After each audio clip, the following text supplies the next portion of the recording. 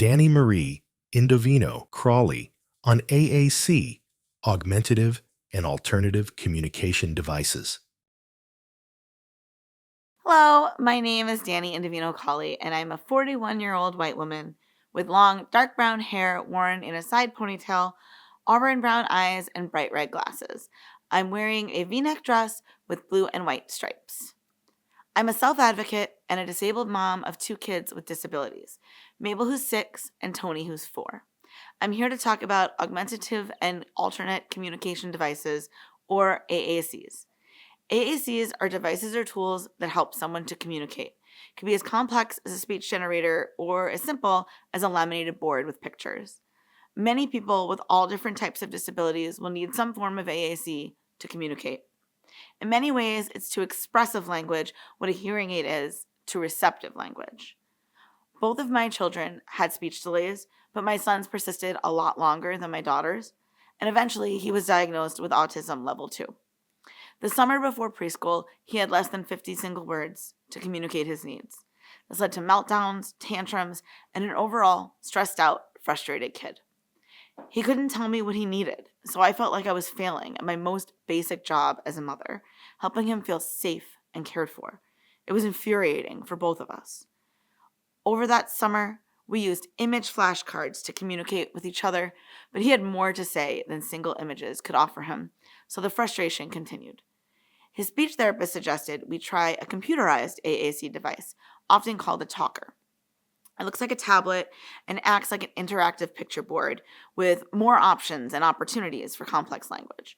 My son could use a variety of noun, verb, and adjective options to create sentences that the device could then speak out loud. It could be his voice. Finally, we could connect the way we both wanted to. However, when the therapist put in the prescription, my insurance denied it outright. I appealed, and they informed me that regardless of medical need, my policy precluded any coverage for AAC devices. It felt impossible. Why wouldn't insurance cover a tool that could help my child talk? One of the most basic human needs. Why would they pay for years of speech therapy, but not the device that could help him actually progress? I dug out my policy, and there it was, under the list of exclusions, any augmentative and alternate communication devices.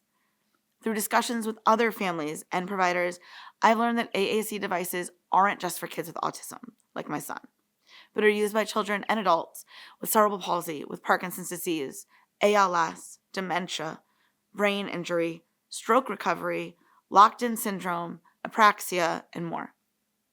If a person has receptive language, or the ability to understand and use language, but not the physical ability to create it with their body, whether through speech or sign, an AAC could work for them. Yet, they're almost always excluded from private insurance policies. One family I spoke to said that even when they paid out of pocket for their children's device, their insurance would not pay for the speech therapist to teach her child how to use it.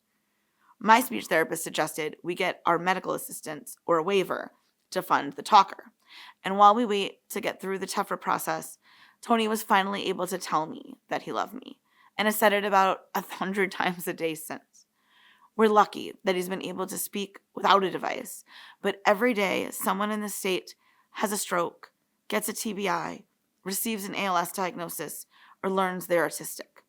They're told there's technology that can help them to communicate, but in order to access it, they either need to pay astronomical prices or wait months to get disability benefits. In Minnesota, we already recognize the importance of being able to communicate with those around you. Our legislature saw to it that if you have insurance, you have access to hearing aids. This should be no different. I ask you to support Bill SF 1101 and its upcoming House companion bill to ensure that all Minnesotan health insurance plans, private or public, cover AAC devices and the therapy to use them. Because everyone deserves the right to tell their mom, I love you. Thank you for your time.